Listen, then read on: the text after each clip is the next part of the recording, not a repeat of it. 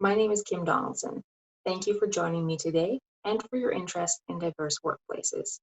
I'm a career facilitator with the Neil Squire Society, and I value the partnerships with community, industry, and government that we create. That being said, I would like to acknowledge the traditional territories on which we work, learn, and play across Canada. I work out of Victoria, BC, and serve communities on the traditional territories of the Lekwungen peoples. To briefly introduce myself, I provide customized employment services to persons with disabilities. From the work that I do, I know the direct impact that employment has on everyone.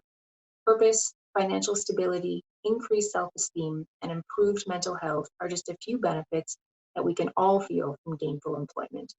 However, what is lesser known and what I work to inform community members on is how hiring persons with disabilities is good for business.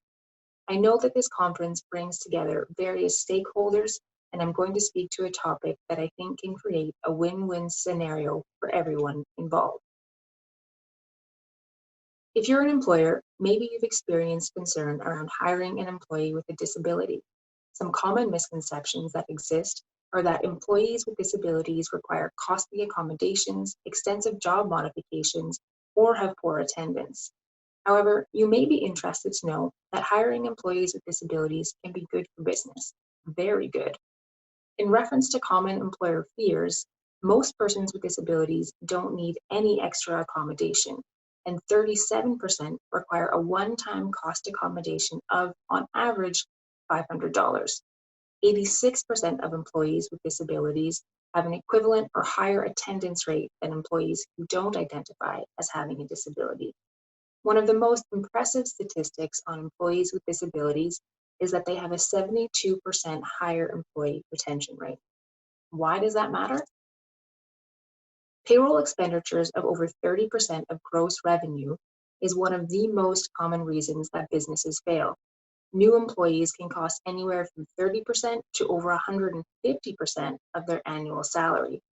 Direct costs of any hire include advertising, which may include job posting, social media, and career events, background checks, in-house or agency recruitment efforts, training and onboarding materials, as well as the time of current employees who may be putting in overtime to cover the vacancy. Indirect costs involved in hiring and employee replacement are largely related to time. On average, it takes 8 to 12 weeks to source and replace a knowledge worker. There is also the time involved in interviewing, training, and onboarding a new employee. Finally, employee turnover affects morale. Some team members may have had to put in overtime and or be experiencing burnout. And once one employee leaves, it can be a slippery slope leading to other departures. That higher retention rate is starting to look pretty good, right?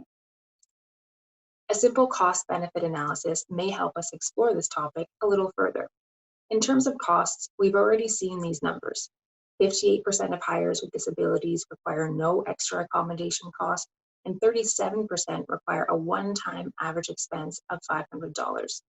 The most common accommodation requested is the ability to work from home, and we've all seen how easy that can be.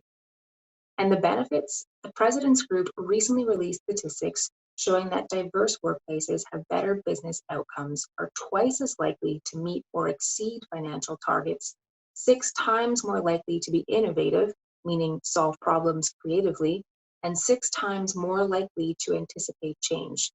And guess what soft skills Hayes recruiting experts suggested are most relevant to the new era of work?